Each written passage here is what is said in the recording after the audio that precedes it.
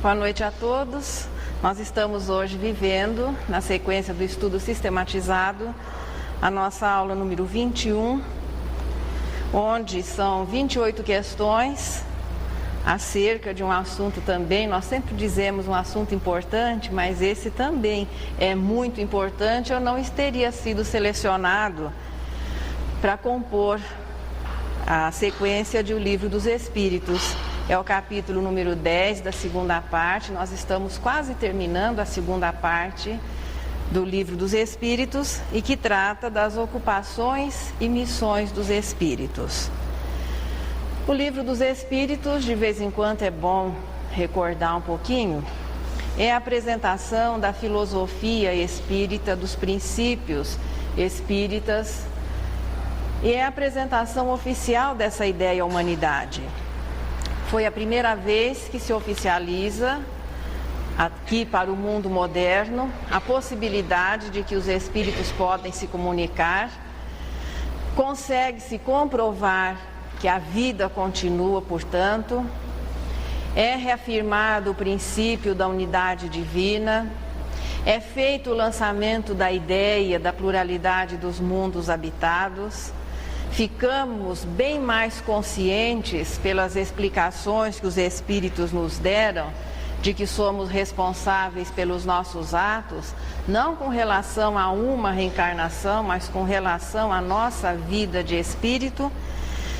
Portanto, os princípios que formam o corpo doutrinário do Espiritismo são apresentados através das 1019 perguntas e respostas que formam o livro base, que depois, na sua ampliação, vai dar origem aos livros sequentes da codificação. A primeira parte, portanto, do Livro dos Espíritos tem a sua ampliação na Gênese.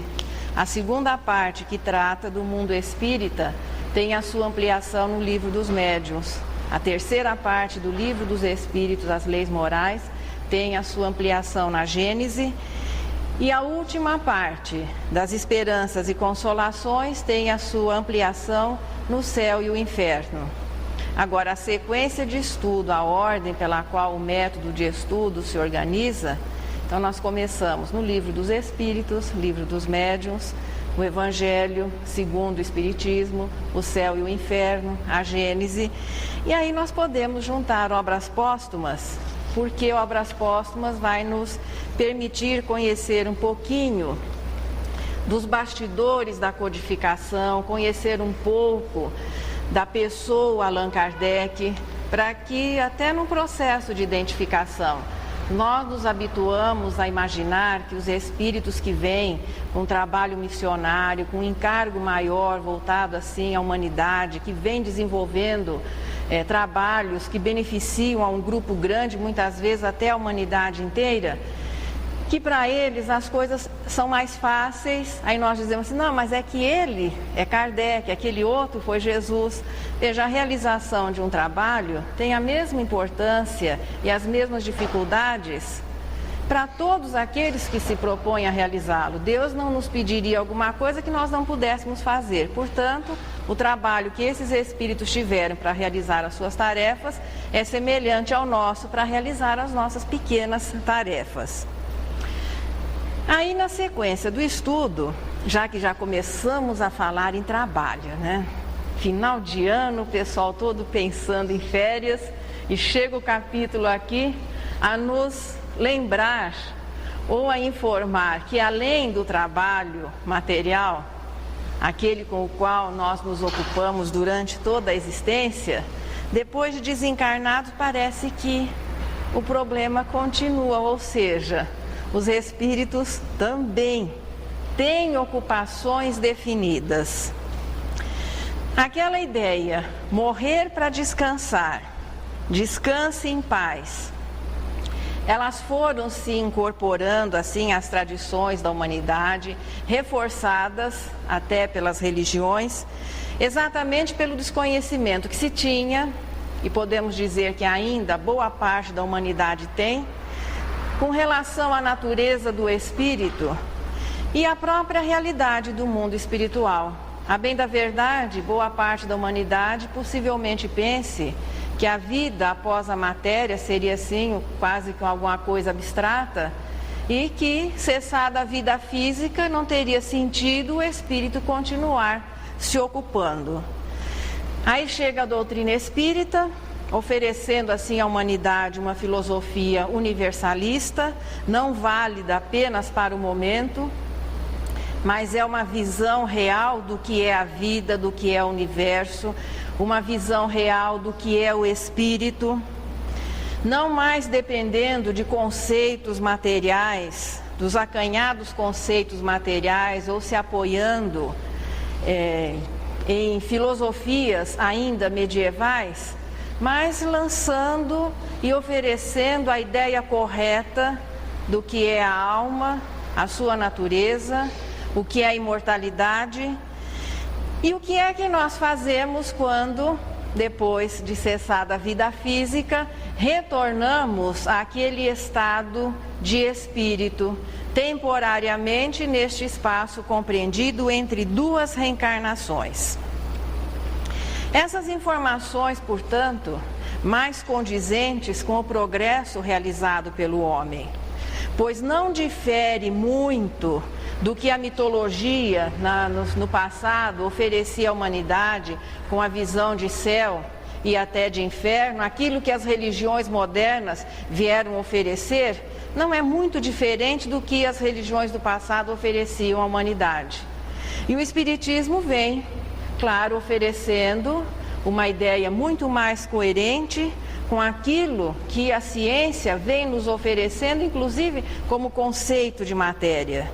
E vai chegar o momento em que a própria ciência vai comprovar a existência do espírito, a continuidade do espírito após cessada a vida física e, naturalmente, o que acontece no mundo hoje considerado apenas espiritual. Sono eterno, descanse em paz. Vão cedendo lugar assim, essas ideias vão cedendo lugar à consciência da existência de uma vida real. A população, portanto, de um planeta, e aqui nós vamos exemplificando evidentemente o planeta Terra, ela se compõe de encarnados e desencarnados, embora o censo efetuado pelos homens considere apenas os encarnados. E essa população vai vivendo as experiências reencarnatórias, passando períodos na vida espiritual ou na erraticidade em trocas constantes. Uma pessoa um dia fez uma pergunta: bom, mas nós estamos aqui e os outros terão que esperar que esses mais ou menos 6 bilhões resolvam o seu problema de evolução para que eles possam reencarnar? Não, a situação vai sendo assim mesclada. Temporariamente grupos passam períodos reencarnados, depois retornam, ao mesmo tempo outros estão vindo e voltando. Então há um perfeito entrosamento para que ninguém se atropele, que não haja nenhum problema de longa espera, mas todos os espíritos vão tendo as oportunidades. No momento, possivelmente 6 bilhões reencarnados, aí 19 bilhões desencarnados, regida cada fase, a de encarnado e desencarnado, a de errante ou de encarnado, melhor dizendo, que são os estados em que o espírito pode se apresentar, por leis específicas das dimensões, a dimensão do mundo espiritual e a dimensão do mundo espiritual, material, e as leis morais regendo os destinos dos espíritos, cada um à medida que vai se tornando melhor informado, mais experiente, mais responsável pelos seus atos. Quando estamos encarnados, o trabalho parece que foi mal apresentado à humanidade terrestre, porque na visão simbólica do Gênesis, aquele primeiro casal original, por favor, agora entre parênteses, nós estamos fazendo uma referência, lembrando bem, no simbolismo do Gênesis, que é o primeiro livro do Velho Testamento. Parece que o casal só foi obrigado a trabalhar quando Deus ficou aborrecido, que descobriu que ia ser avô. Porque até então eles viviam no paraíso sem maiores preocupações. Expulsos do paraíso, é que o trabalho é colocado aos dois como um castigo.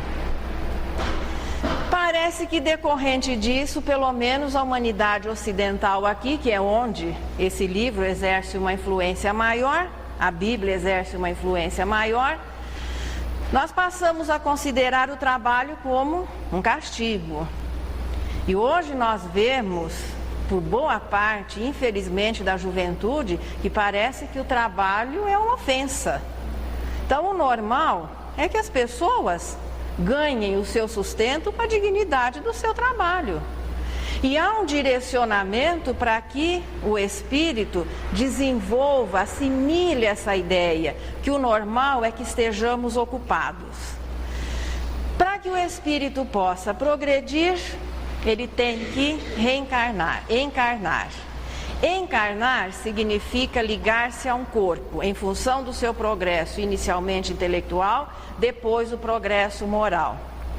Tendo um corpo, e esse processo encarnatório vai se repetir nas reencarnações, até que ele atinja o coeficiente conhecido como perfeição. Tendo o corpo, o probleminha do princípio inteligente do espírito começa a se complicar. Porque o corpo vai exigir que o espírito comande algumas atividades através do próprio corpo mesmo, mas é ele que vai comandar, para que o seu corpo possa manter-se vivo.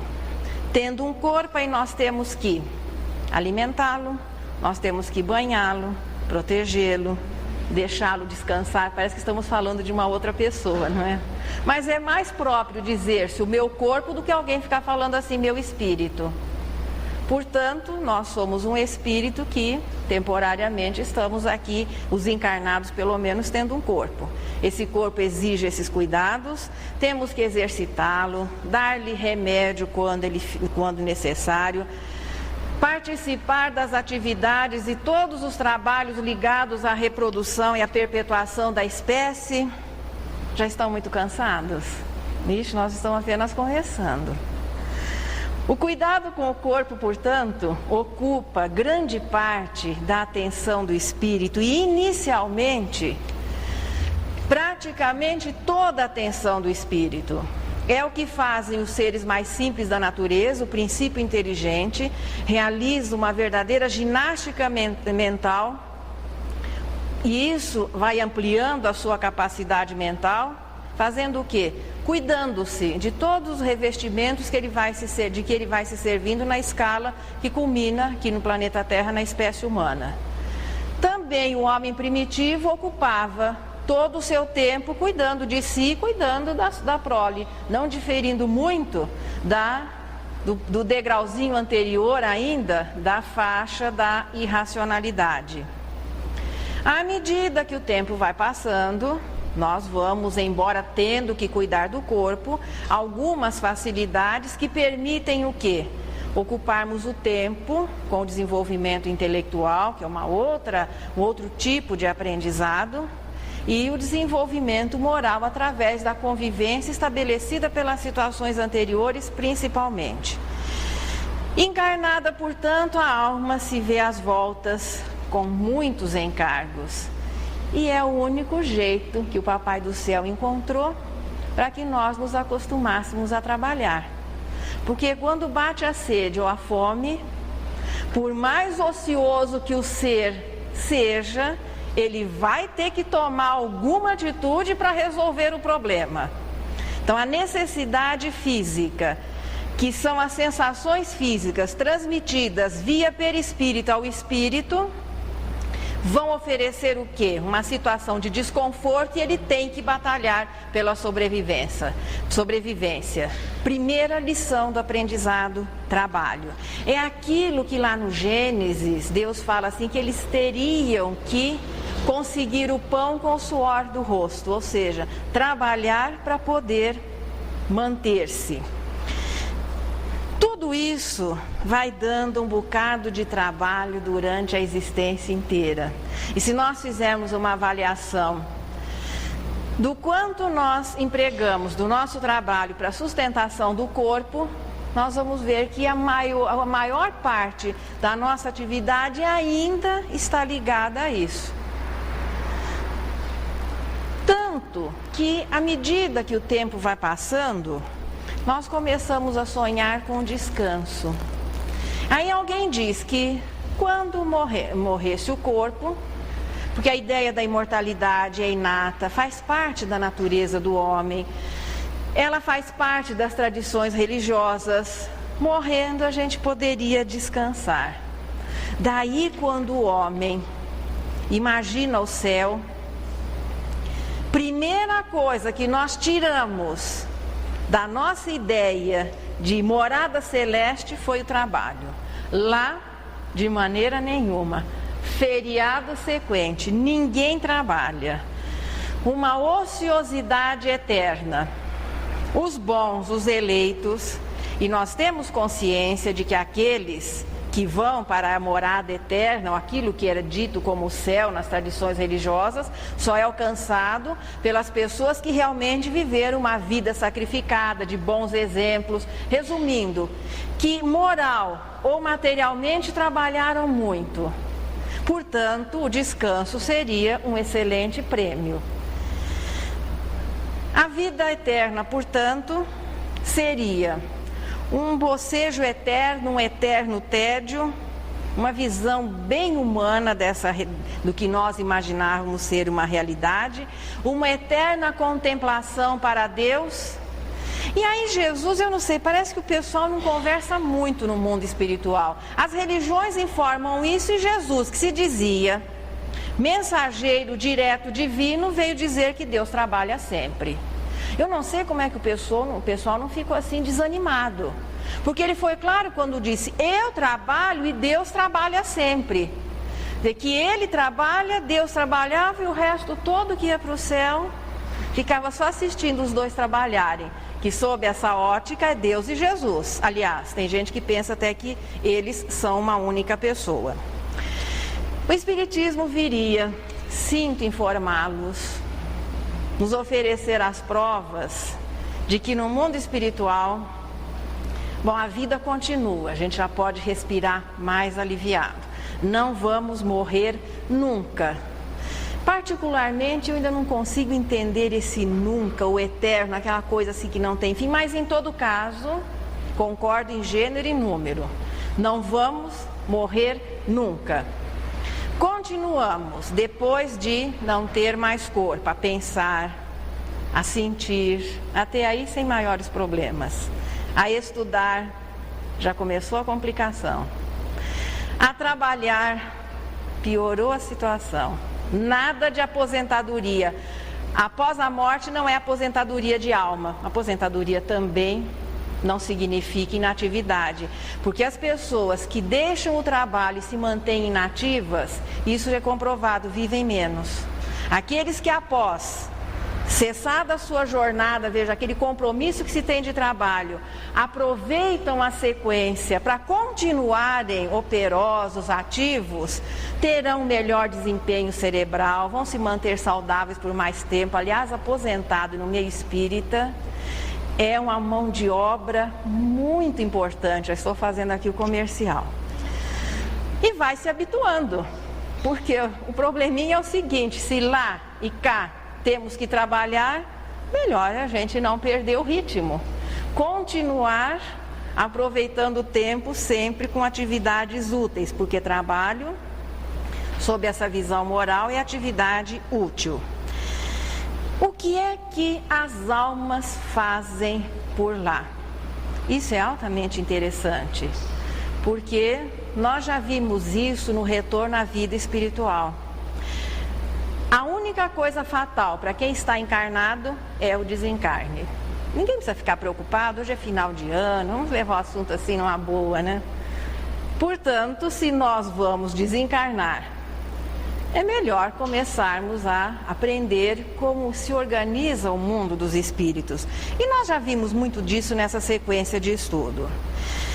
Considerando-se o coeficiente intelectual, considerando-se coeficiente moral, nós temos 3 ordens de espíritos, 3 grandes ordens: os imperfeitos, os bons e os puros, subdivididos em 10 classes: impuros, levianos, pseudo-sábios, neutros, benévolos, sábios, de sabedoria, superiores e os puros. Isso aqui costuma cair muito no vestibular, é bom todo mundo decorar. Na resposta 559, é informado o seguinte: todos têm deveres a cumprir. Essa palavrinha dever mereceu até um trecho especial no Evangelho, para nos convencerem de que dever é alguma coisa muito agradável, porque a palavra aqui não tem esse significado ainda. Quando se fala dever, você já se sente constrangido a alguma coisa que, se não fosse dever, a gente não gostaria de fazer. Dever, portanto, segundo a definição do Evangelho, é uma obrigação moral. Todos os espíritos têm obrigações a cumprir. Na 563, suas ocupações são incessantes. Ainda na 553, concorrendo para a harmonia do universo num sentido geral. Veja, todos nós, na nossa atividade material, concorremos para a harmonia da sociedade. Existe uma interdependência das atividades. Então, nós podemos agora estar gozando de um relativo conforto, porque existe gente de plantão garantindo isso. Não é diferente com relação ao universo. Todos os espíritos concorrem para essa harmonia geral, sendo, número 560, que todos terão que adquirir o conhecimento de todas as coisas, experiências que vão sendo realizadas em todos os pontos do universo. Faz parte, portanto, do programa de todos os espíritos, porque quando se usa o termo espírito, o pessoal já pensa em desencarnados. O espírito pode se apresentar nos 2 estados, encarnado e desencarnado, encarnado e errante.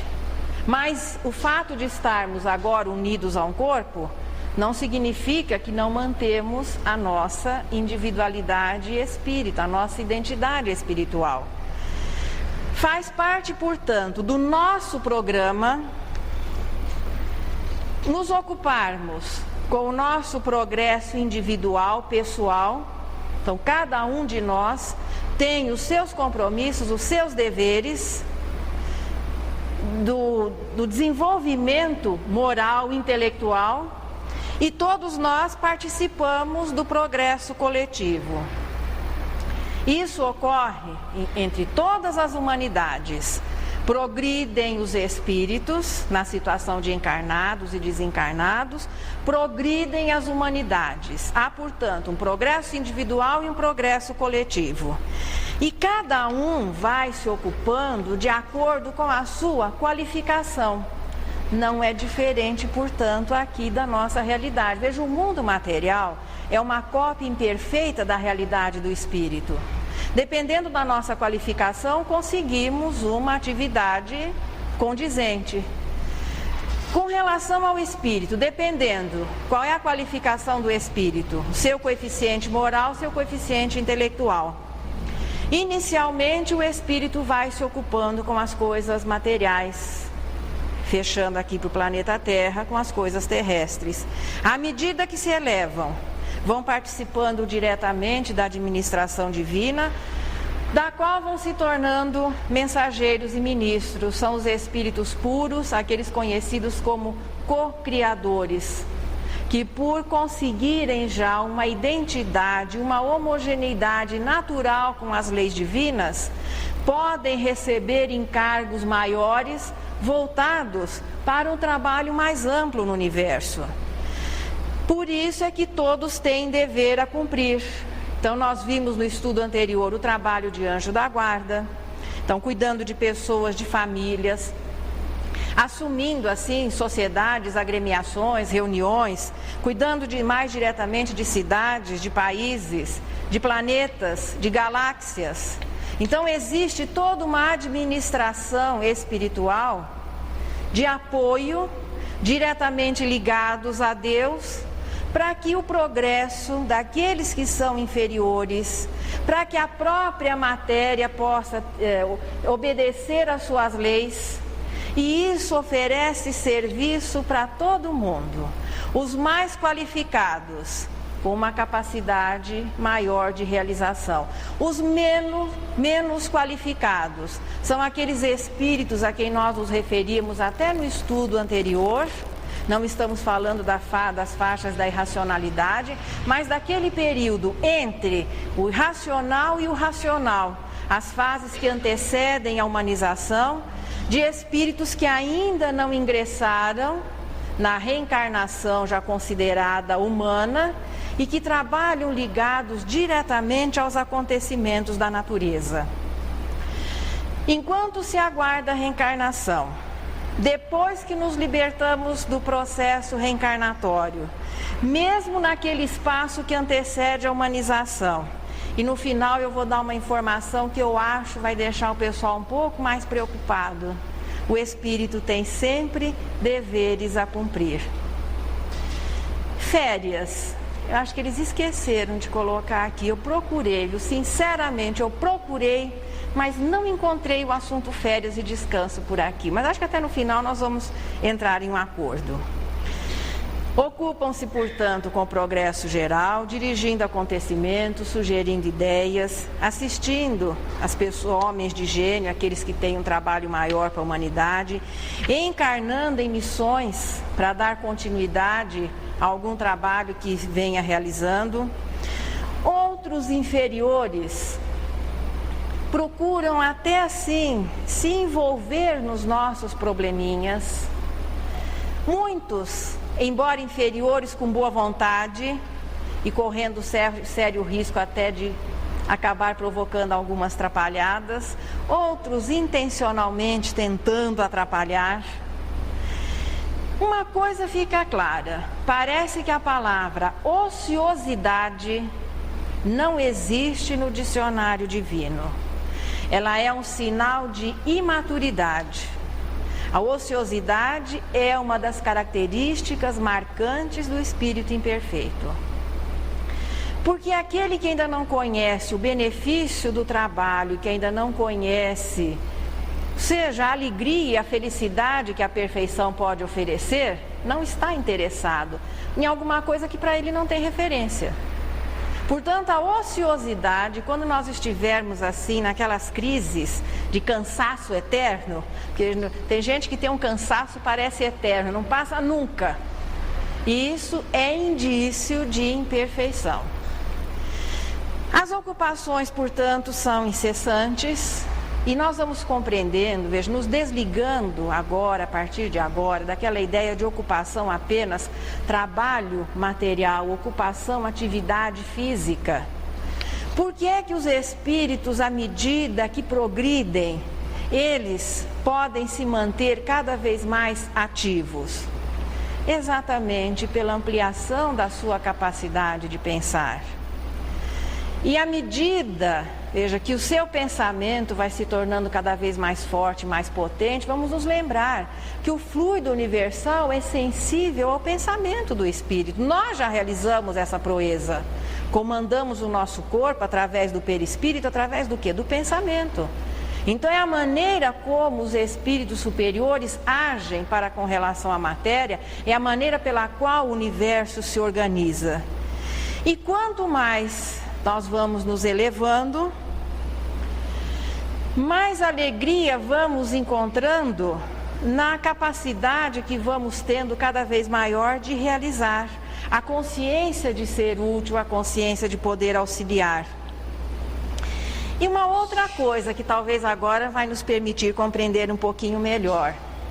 No mundo dos espíritos, veja, na verdadeira realidade espiritual, não estamos nos limitando às impressões de espíritos inferiores ainda muito marcados pela influência que o corpo exerce e que a matéria exerce. A realidade do espírito como seres incorpóreos que povoam o universo. Não há fadiga. Fadiga é coisa, dentro dessa ótica, de corpo. Nem as angústias e nem as necessidades estabelecidas pelas impressões que o corpo oferece ou pelas imperfeições de ordem moral, que de início também fatigam muito o espírito, mesmo quando desencarnado. É o remorso, é a angústia, é uma série de situações em clima, esse clima doentio interior que causa um estresse espiritual. Então, à medida que o espírito vai se desvinculando de tudo isso, não tem por que ele se preocupar, não há cansaço. Não sei se a gente consegue entender isso muito bem, né? Nós nos cansamos até de ser bons. Dá um cansaço tentar ser bom para espírito imperfeito, então até as coisas boas nos cansam. Então parece que meio difícil, mas essa é a realidade. Liberto da influência que a matéria exerça, liberto das sensações a que ele se habituou a viver com o corpo, liberto da fadiga que as imperfeições acabam criando no seu interior, o espírito está sempre pronto a pensar o bem e naturalmente estará agindo em nome do bem. A atividade, portanto, é a situação normal do espírito. Se alguém estava imaginando que desencarnado ia descansar, é melhor invertermos a situação, começarmos a nos habituar à alegria que o trabalho pode oferecer para não estranhar quando estivermos na situação de espírito desencarnado. Concorrem, portanto, para a harmonia do universo, desde os mais inferiores, que vão atuar direcionados, dirigidos pelos superiores, atuando em nome de Deus no universo inteiro, velando pelo cumprimento das suas leis. São as respostas 558, 562. Alguns detalhes. O espírito desencarnado, se ele exercia uma determinada atividade ou alguma pesquisa, ele desencarnado, ele continua vivendo aquilo? Não necessariamente. Muitos podem até continuar, como pode ser modificada a sua atividade. São fases, porque o progresso intelectual e moral significa o conhecimento, a experiência, a vivência de tudo. São fases em que o espírito se desenvolve mais, isso fica claro na escala espírita, no aspecto inteligência, fases em que há um desenvolvimento maior, moral maior. Um exemplo disso, nos livros de Ivone Pereira, eu não sei se é Recordações da Mediunidade ou Devassando o Invisível. Ivone Pereira, aquela médium que deixou um trabalho assim belíssimo e que passou quase que desapercebida como pessoa, mas ela como pessoa não passou adiante do trabalho que ela deixou, sendo a intermediária de livros clássicos da literatura espírita. Ela mantinha uma relação assim amistosa, tranquila com muitos espíritos e não necessariamente se utilizavam da sua mediunidade para escrever. Chopin era um deles. E ele, conversando com Ivone Pereira em determinada situação, lhe disse que agora ele estava se preparando para desenvolver-se mais na área da ciência, que ele viria agora em reencarnações, não mais, pelo menos, talvez temporariamente, ligado à música, mas que viria se desenvolver na área ciência. É no mundo espiritual que a alma se prepara para realizações voltadas assim para a humanidade. Quando os missionários, um espírito tem que vir realizar um trabalho de vulto, seja no campo da filosofia, da arte, no campo moral, tem que haver um preparo. E aqui nós estamos falando-se em arte, em filosofia, é aquilo que é saudável e eleva o espírito. A arte é a elevação de sentimento e não hoje a confusão que se estabelece que qualquer expressão do indivíduo é considerada arte independentemente da sua qualidade ou da sua mensagem. Arte é a elevação, é o que eleva o sentimento. Filosofia saudável é aquela que eleva o pensamento do indivíduo. Os espíritos, portanto, eles se preparam para esses trabalhos, existindo uma infinidade, claro, de atividades que possam ser realizadas. A missão é sempre, veja, um detalhe do planejamento individual daquele que vem ser o realizador daquela tarefa. Sempre voltada para o bem. Ninguém é encarregado de vir realizar coisas ruins aqui no planeta, promover discórdia. Isso é livre empreendimento. Deus não confere, não autoriza, não apoia a realização do mal. Apenas que a missão, portanto, seriam apenas aqueles grandes trabalhos voltados à humanidade? Existem atividades de menor alcance, de menor vulto, mas que também são consideradas missões. Um exemplo: se Emmanuel não houvesse escrito o livro Renúncia, nós não ficaríamos sabendo que Alcione existiu. Emmanuel, portanto, presta uma homenagem a este espírito, escreve aquele belíssimo romance que é Renúncia, e ali fica claro que Alcione veio naquela existência por volta de 1700, simplesmente em benefício de outras pessoas. Ela não precisaria reencarnar aqui no planeta Terra naquele momento, estava vivendo o seu progresso de espírito, inclusive em outro sistema solar, em um planeta orbitando ao redor da estrela tripla ali considerada Sírius. Vem aqui reencarnar, prepara-se até, entre aspas, exaustivamente para poder reintegrar-se à atmosfera espiritual do planeta Terra, em benefício de um grupo de espíritos. É um tipo de missão. E existem o tipo de missão que são os grandes trabalhos, não menos importantes, por exemplo, como um deste, mas que tem um alcance maior a beneficiar uma porção de pessoas. Alcione acabou beneficiando uma porção de pessoas com aquele seu trabalho, porque Emmanuel lembrou-se de contar que aquilo tudo existiu. Missão, portanto, é um trabalho que se venha realizar em benefício de alguém. E a prova? A prova já é diferente. A prova é aquele momento em que nós vamos testar se houve o aprendizado. Então o espírito se prepara, vai vencendo as suas dificuldades, torna-se mais experiente em determinadas situações, em determinadas áreas, aí sim ele reencarna para o teste. O que difere a prova da missão? Com relação à missão, já existe um conhecimento anterior e ainda assim o espírito pode falhar. Nós tivemos missionários em todos os tempos, em todas as áreas de atuação, e o que se sente após a passagem dessas pessoas é que há uma melhora, há uma diferença naqueles que conviveram, aqueles que assimilaram as ideias. É alguma coisa que vem, é alguém que vem e promove um progresso a partir da sua atuação. Os missionários têm, na resposta 573, o trabalho, a missão de instruir os homens, auxiliar o progresso, melhorar as instituições. E nós podemos nos lembrar, veja, é muito grande o número de pessoas que dedicou-se a auxiliar na melhora da humanidade, e muitos até desconhecidos, mas o mundo não seria tão bonito se Moisés não tivesse revelado o Decálogo, se Jesus não viesse personificar o amor.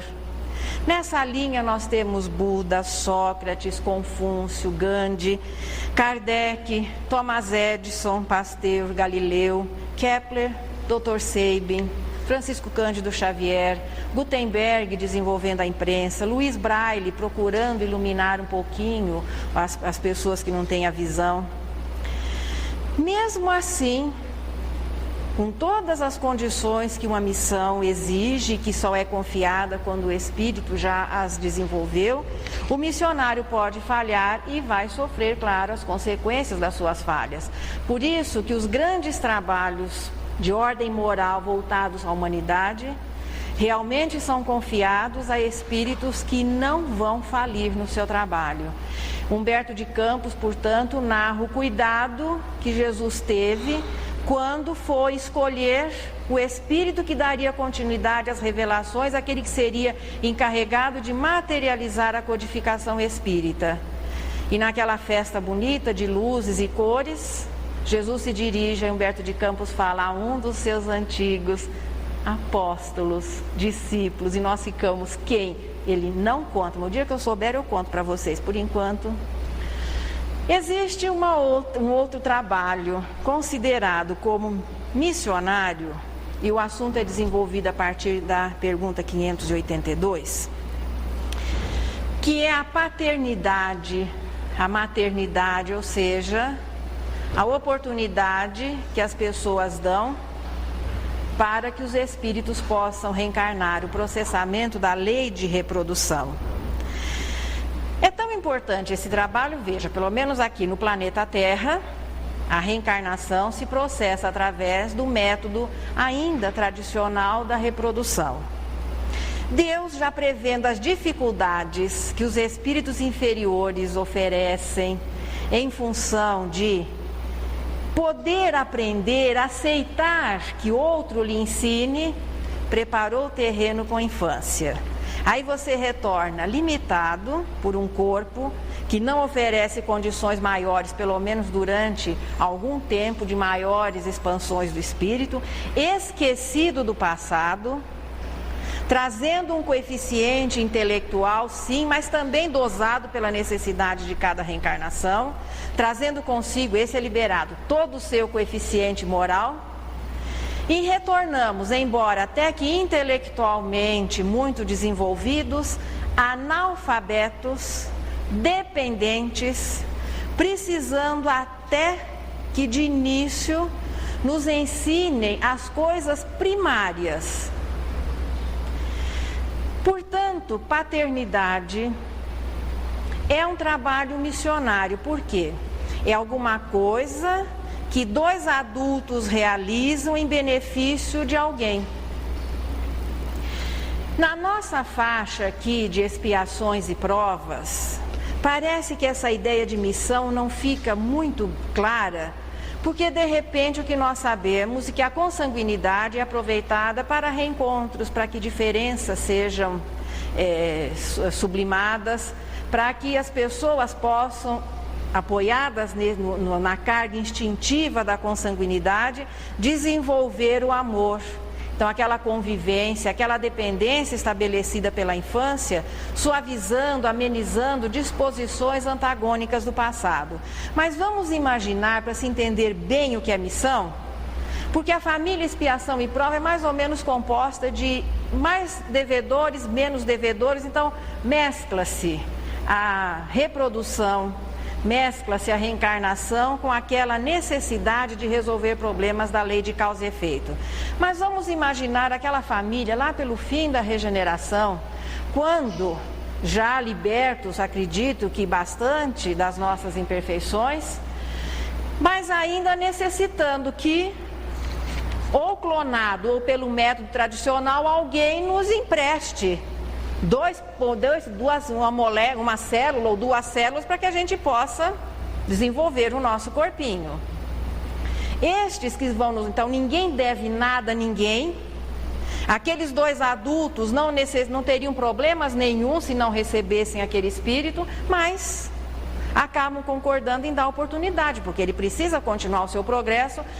Eu estou usando o exemplo da regeneração, porque Santo Agostinho diz lá no Evangelho que ainda ali os corpos são materiais.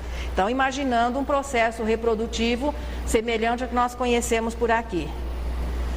Aquilo que os pais vão fazer por aquele espírito, sejam quais forem os cuidados naquela época, se vai usar fraldinha, se não vai usar fraldinha, se é mais rápido o desenvolvimento, mas vai existir um trabalho de apoio inicialmente. Fique então bem claro que aquilo está sendo feito em benefício de alguém. Voltando agora para a nossa realidade. O amor instintivo, o amor dos pais pelos filhos é um prolongamento de alguma coisa que é instintiva. O reconhecimento dos filhos pelo que recebem dos pais, onde fica bem caracterizado o trabalho de ajuda e de apoio.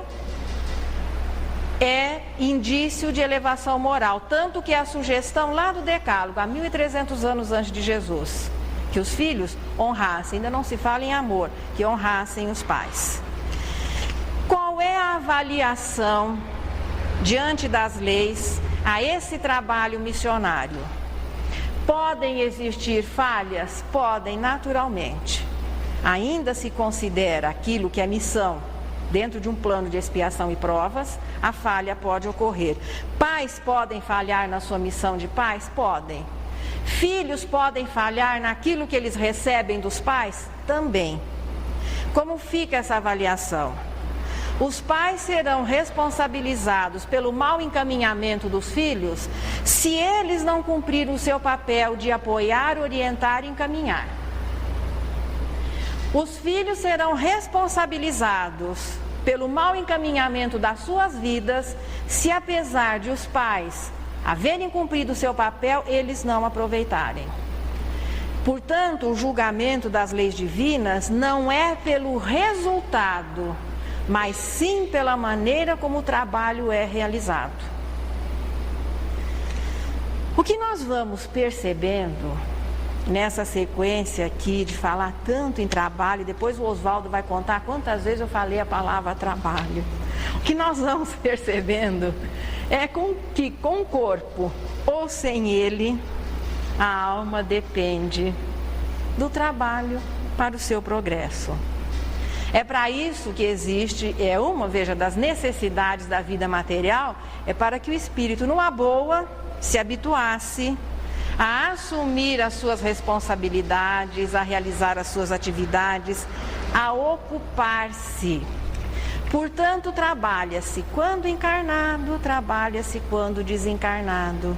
Os espíritos ocupam-se, e a bem da verdade, os encarnados oferecem muita contribuição para que os espíritos se mantenham ocupados. Olha, é anjo da guarda, é espírito simpático, espíritos familiares, isso e mais aquilo. Então, olha, os encarnados dão um bocado de trabalho para os desencarnados. Agora, uma coisa que me ocorreu na hora que eu terminava de alinhavar esse estudo. Então, nós temos o nosso dia, pelo menos aqui, 24 horas, né? 8 de trabalho, 8 de descanso, 8 de lazer e outras atividades. Nós temos 8 horas à nossa disposição. Então, dividido em 3 essa jornada. Quando estamos acordados, nós temos que cuidar do corpo. E com tudo que isso signifique. Lembram-se do estudo de emancipação da alma? Então, o espírito não vai esperar para ter ocupações no mundo espiritual apenas quando desencarnar. 8 horas trabalhando por aqui, nas horas de sono, pode-se tranquilamente deixar o corpinho dormindo e ajeitar uma carga de trabalho extra. Evidentemente que não são todos os espíritos que concordam com isso. Aliás, uma das causas de insônia são pessoas que não querem passar um períodozinho no mundo espiritual. Uma das, não estou generalizando, alguns casos específicos estudados, é que a pessoa não queria ir para o mundo espiritual, ficar agarrada no corpinho, e tinha uns problemas lá no cartório do mundo dos espíritos, e não queria deixar o corpo e gozar, claro, dessa oportunidade que a emancipação oferece. Só vai assumir realmente alguma atividade, seja de estudo, seja de trabalho no mundo espiritual, quem vai se habituando àquele sono inteligente, que é que possibilita um estado de emancipação mais consciente, porque tem muita gente que quando o corpo dorme, ele tranquilamente dorme junto, mas acho que não é o nosso caso. Em todo caso, um bom descanso para todos vocês. 18 de dezembro, todo mundo pensando em férias, espero não tê-los cansado muito. Um bom descanso, até a semana que vem. Sua mensagem carinhosa e procurando no final do ano, nós sempre trazemos mensagens na medida do possível de Natal Essa aqui é do livro Antologia Mediúnica de Natal. Não são apenas poesias de Maria Dolores, mas mensagens de vários espíritos, todas elas voltadas para o Natal. E ela nos diz o seguinte na Divina Surpresa: alma fraterna e boa, se o impulso da prece te abençoa quando queiras orar, buscando segurança no Senhor, faze em qualquer lugar o teu louvor ou a tua petição. A terra inteira é um templo aberto à inspiração que verte das alturas. Mas se quiseres encontrar o mestre que procuras, atende, alma querida, desce ao vale de lágrimas da vida, a imensa retaguarda onde o consolo tarda. Ouve a dor da penúria e o pranto da viuvez, volve a sombra das margens do caminho e estende o braço forte aos que vagam sem norte, na saudade do lar que se desfez. Escuta os que se vão à noite, ao frio e ao vento, sem poderem contar o próprio sofrimento, famintos de carinho e compreensão. Para e abraça a criança que o desprezo consome e a doença extermina. Para e ausenta a nudez, a febre e a fome dessa flor pequenina. Ouve o choro do enfermo que não tem senão pó, lama e lágrimas por leito, e à guisa de aposento, um canto estreito na terra de ninguém. Atentamente, anota em torno os brados de quem conhece a mágoa no apogeu, os tristes corações despedaçados que a calúnia venceu. Vai onde exista aflição, oferecendo a cada sofredor uma bênção de amor. E aí surpreenderás um divino clarão, que dúlcido irradia paz, bondade, alegria. E em meio a essa luz, escutarás Jesus enternecidamente a dizer-te no fundo da alma crente: alma querida, vem. Ouço-te a voz na prece em qualquer parte. Devo, entanto, esperar-te na seara do bem. Chamaste-me de certo, para saber que Deus ama e compreende em ti. Buscava-me tão longe e aguardo-te tão perto. Alma boa, eis-me aqui. E que nesse Natal, quem sabe vivendo conosco, identificando-se conosco aqui na terra,